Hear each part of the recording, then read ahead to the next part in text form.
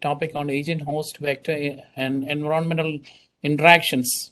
So we need to know about the host, agent, vector, and environmental aspect. So which is needed, uh, which is required as far as this particular topic is concerned. So, as far as vector-borne diseases are concerned, so I'll be targeting on a particular disease. So, and probably I think because the internet connections are sometimes, erratic. So I thought I will stop the video and then, so as far as this is concerned, this particular topic is concerned, we should know about the host, agent, vector, and the environment. And here I'll be having one with disease in my backdrop, as because since you're all from Odisha and then malaria is a major issue there. So I'll be having malaria on as the background disease, and then talking in terms of this particular disease on host, agent, vector, and environment. Okay, host. What do you mean by host? Normally, it's an animal or a human being which allows the lodgement or accumulation of infectious agent. Here, as far as the disease is concerned, and I mean it depends on the degree of severity also, and on host ability to put down the infection. Okay, coming to the agent or the pathogen. So here it is the infectious microorganisms. In this case, when we take malaria, it is the Plasmodium parasite. So, and there are different types of Plasmodium parasites in our country, and you all are known to it.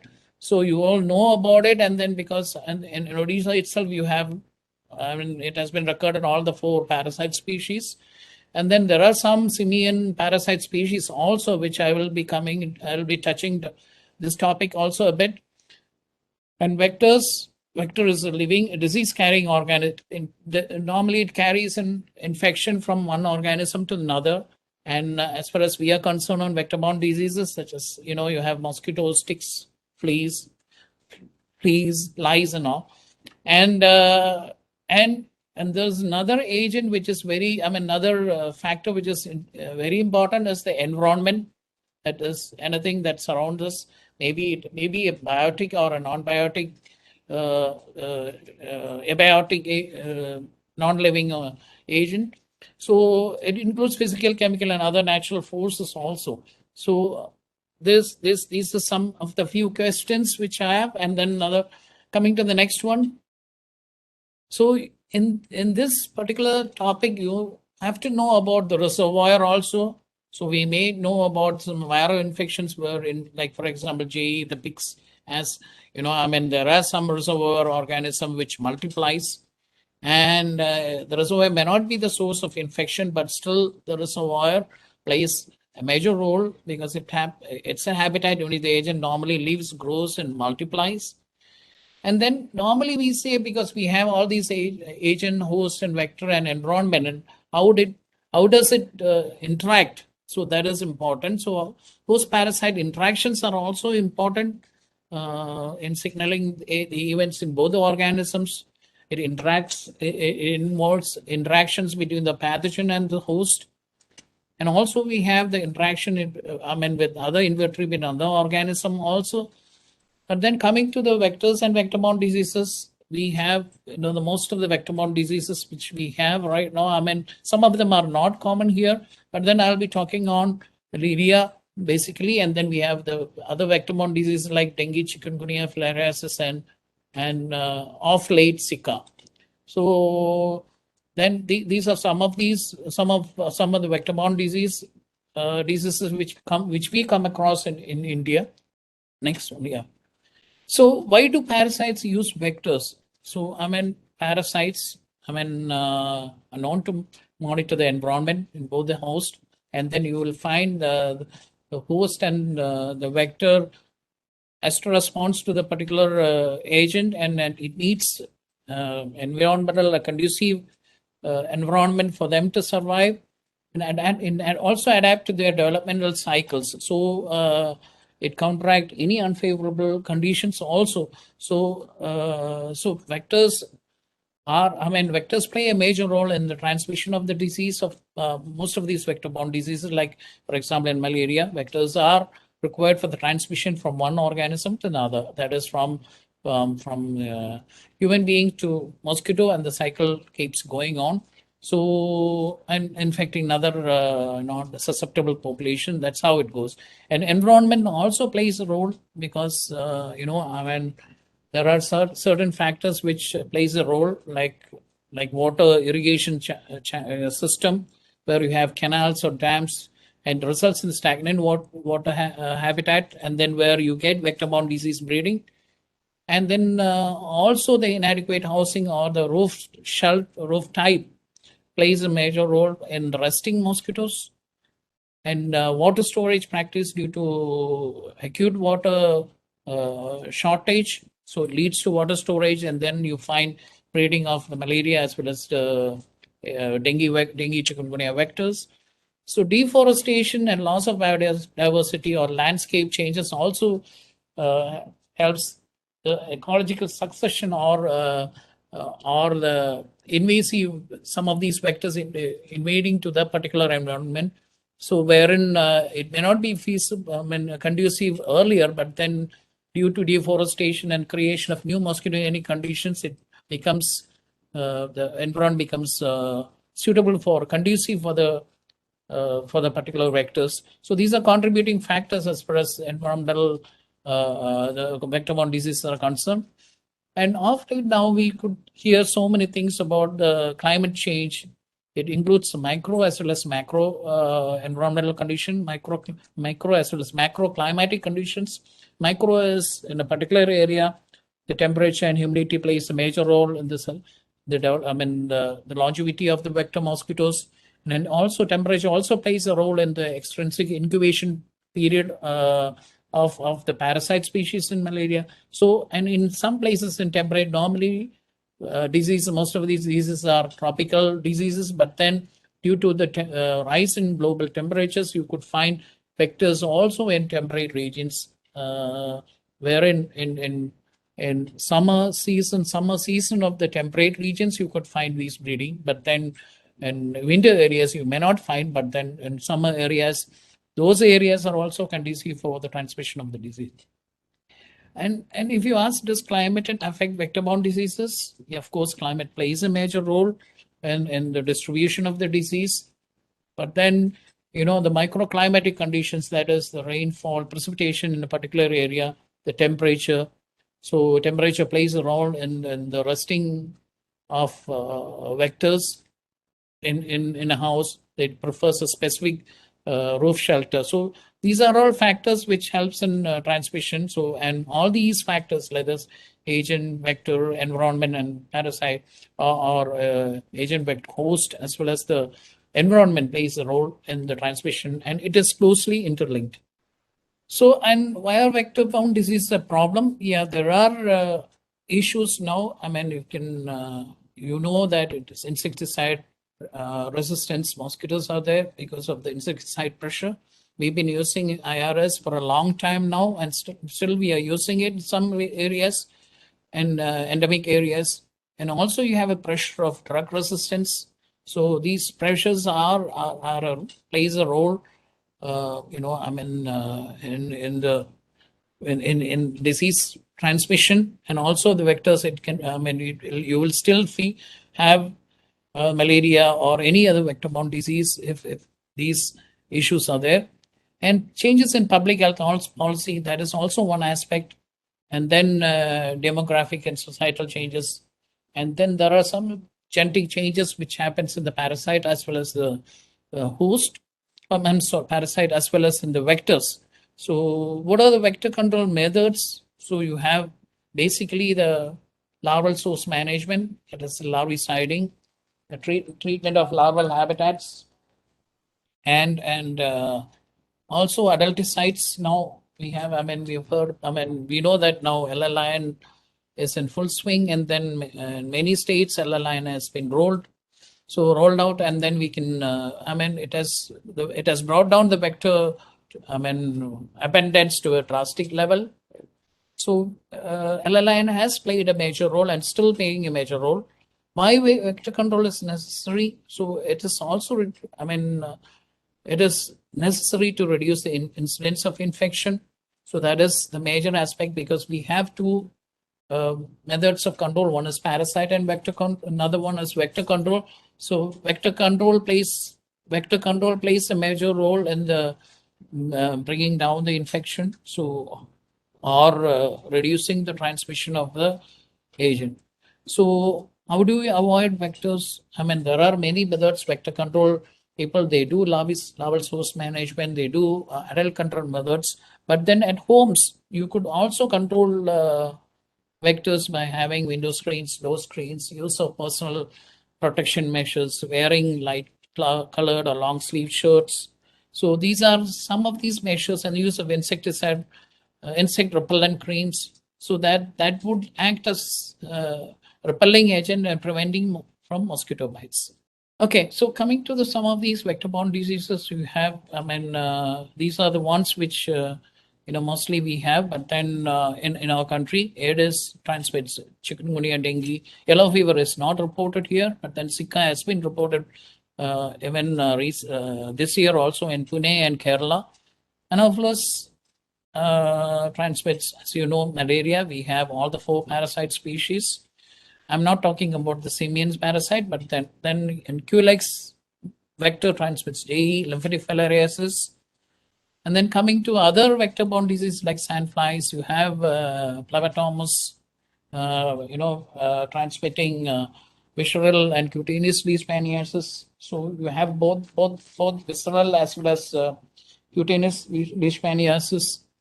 And then ticks-borne infections remain Congo hemorrhagic fever, Lyme disease, rickettsial fever, tick-borne encephalitis.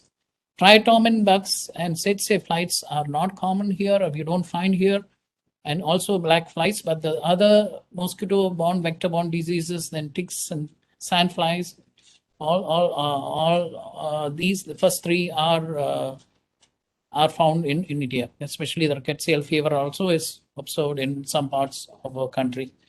Okay, coming to this, I mean, if you see this vectors and pathogen, environment, and host, vectors are involved in all these things. So I'm just putting a parasite as Plasmodium malarial parasite and malarial vectors into the picture.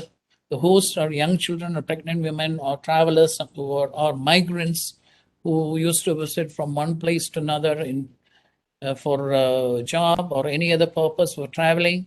So they are the host. I mean, human beings are the host, and then they are different type.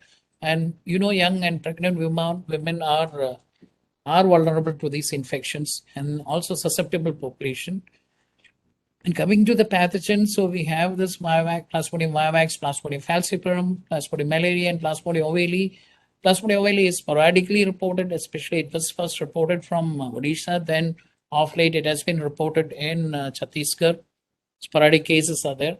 The other 3, I thought I will bring it to your knowledge, like Plasmodium knowlesi, Plasmodium cynomolgia, and Plasmodium innui are simian parasites. Now it has been these infections have been reported in Southeast Asia, Malaysia, and all. Inui has been reported recently. So knowlesi has been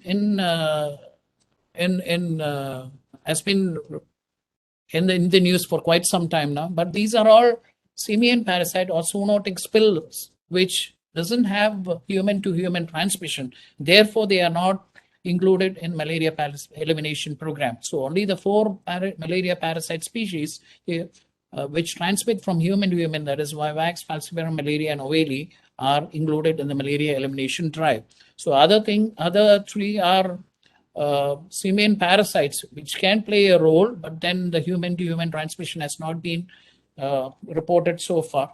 Similarly, in other parts of the world also, you have simian parasites in Latin American countries like Brasilianum and Plasmodium simium. But then knowlesi, cynomolgia, and innui has been reported in Southeast Asia.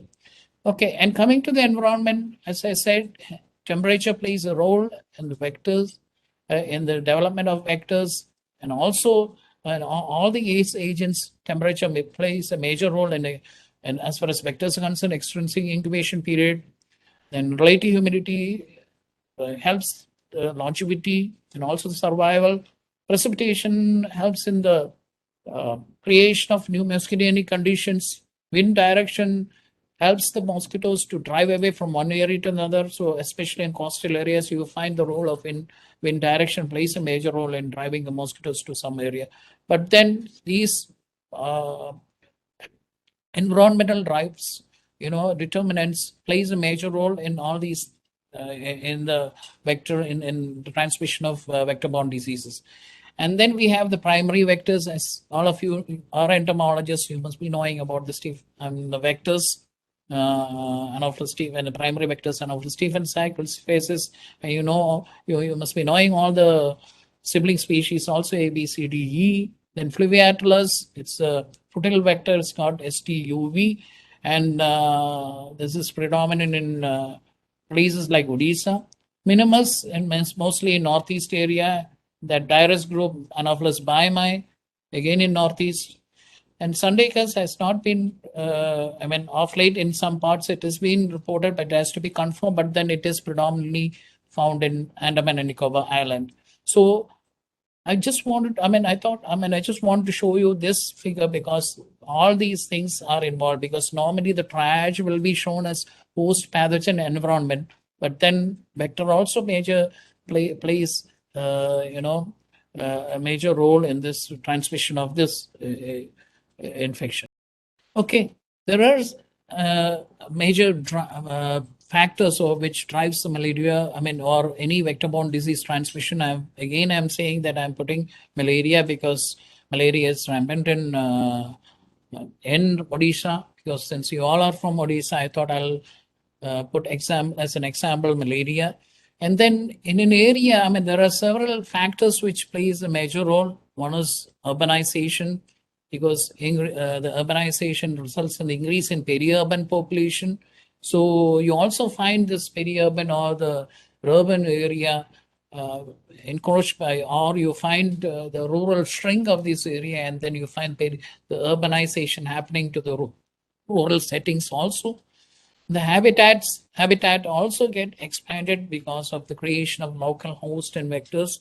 Urbanization plays a major role in the breeding of the urban malaria vector and of the Stevensii. And the peri-urban and the rural areas, you find other vectors also. You can find the peri-urban areas, other vectors also, and secondary vectors are also playing a minor role, but then still these primary vectors that Stevensii in urban areas plays a major role, which breeds in containers in many habitats like containers, over tanks, wells, and other habitats.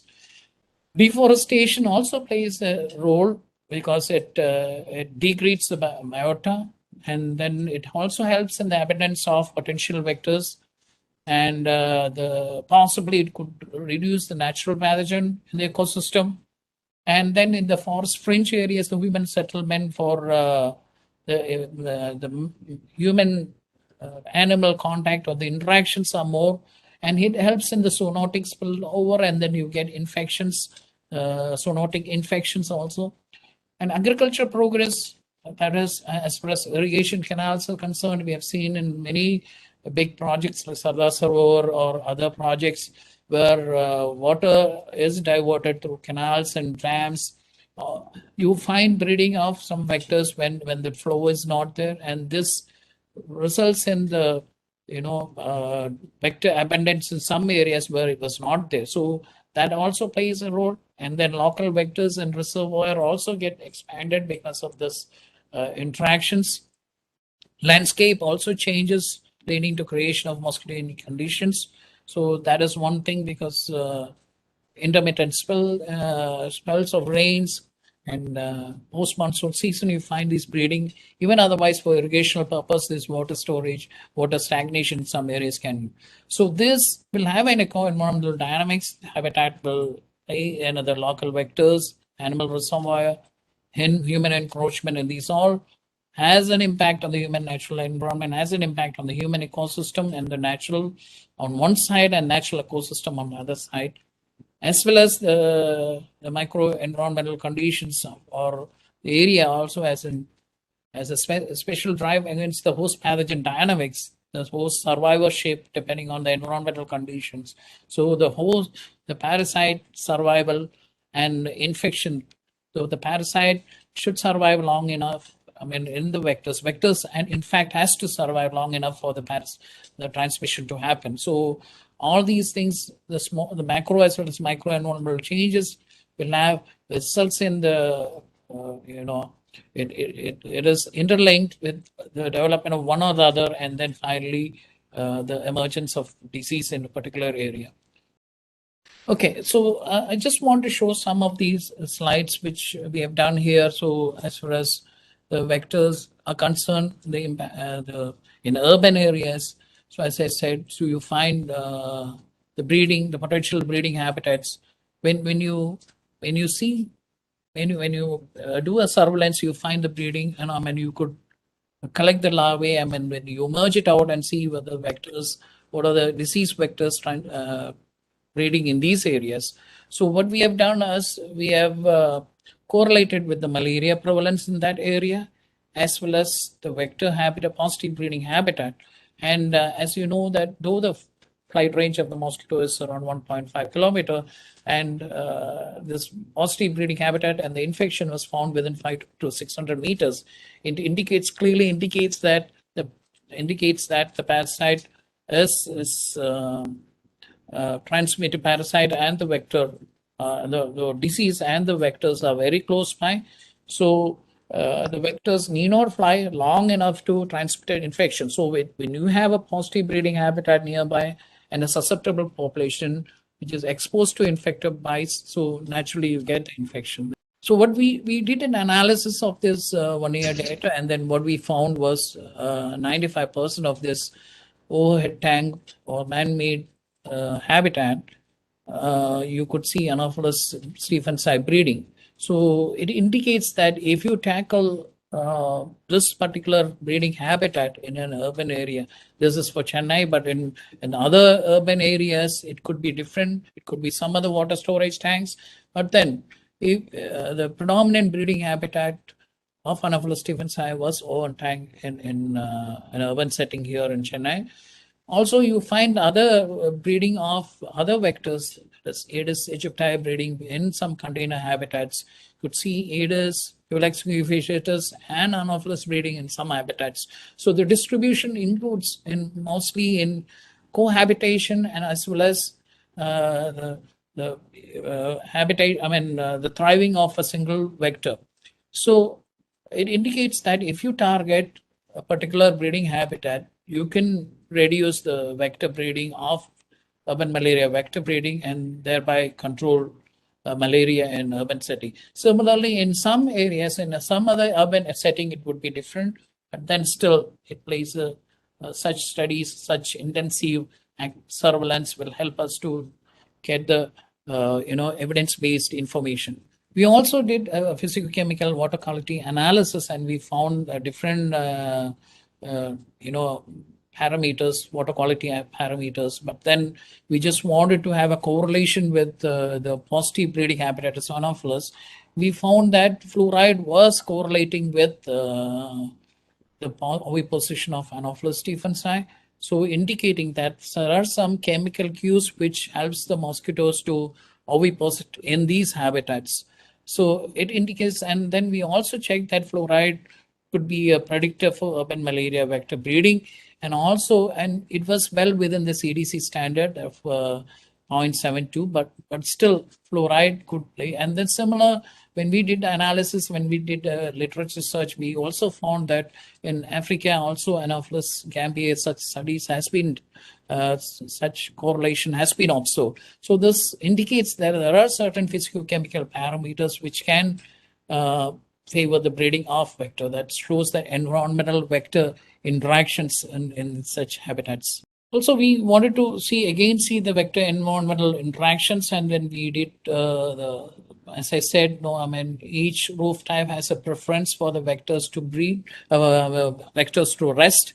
So it could be thatch structure, which plays a major role because there are a lot of hiding places for vectors to hide in thatch structures. But unlike concrete or other structures, we may not find.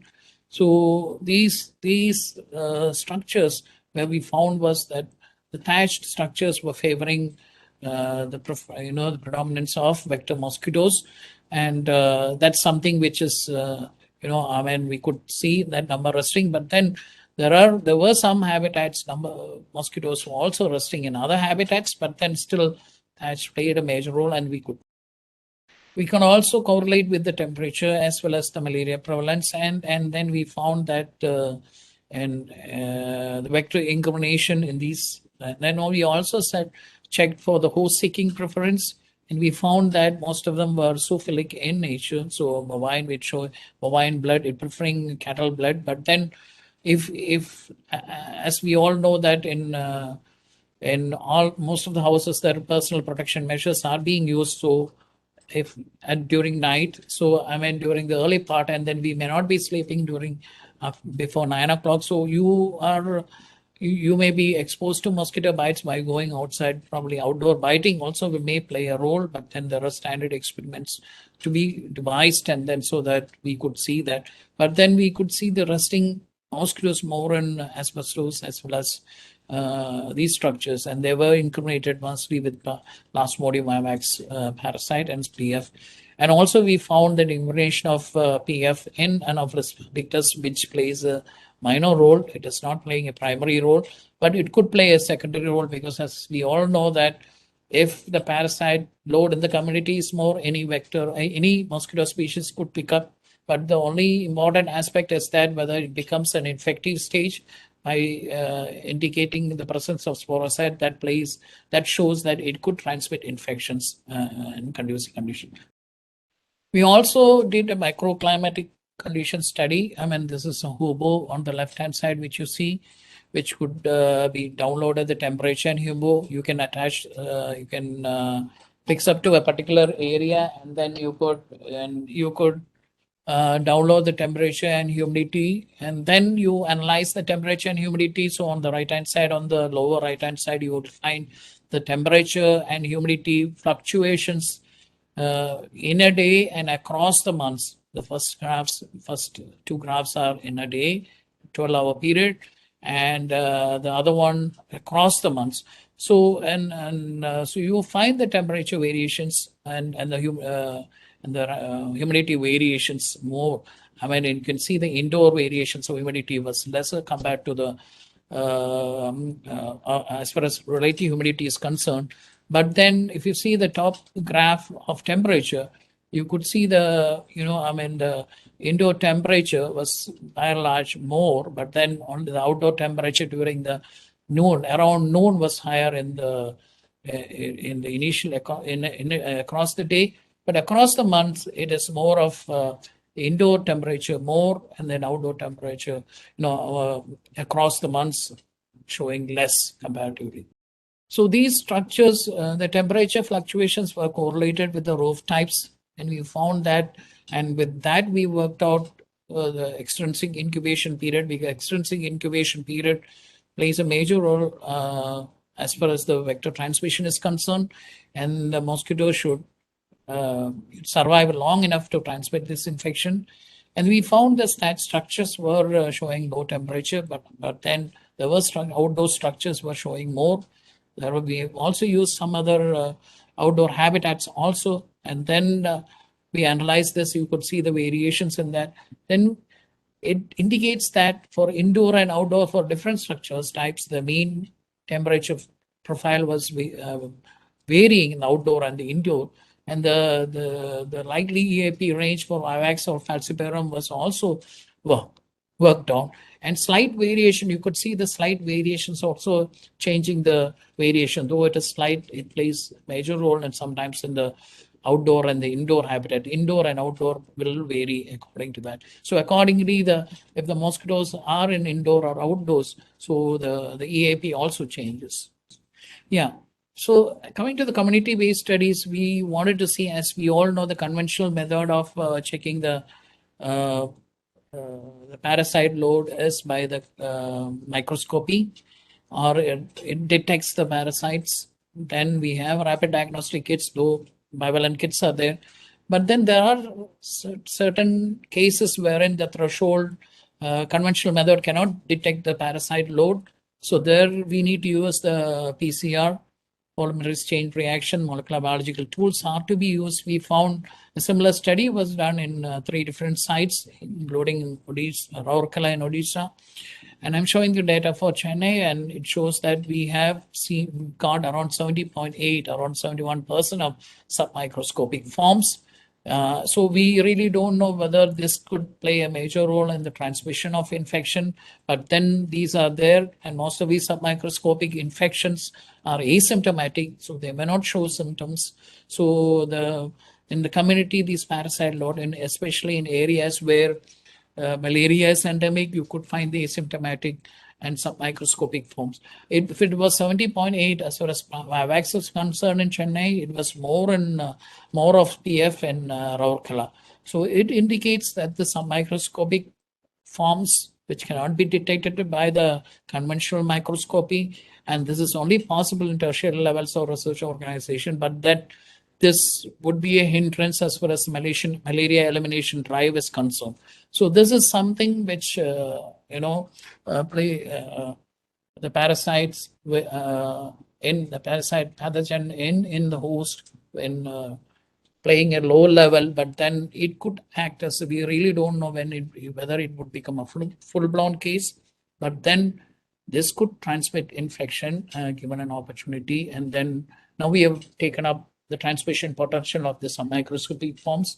We'll be saying whether this submicroscopic Vivax or falciparum or a mixed population can transmit infection and thereby, in an asymptomatic form. So that even if the malaria elimination drive, whether this is going to be a issue of eliminating parasites. These are some of the studies, and then I was showing these examples as well as to show the studies involving the vectors and the parasites, and then also the environment. So as I said, all these 3 factors, agent, vector, host, and then environment plays a major role in the transmission, and depending on the conducive scenario situation, also only the transmission happens.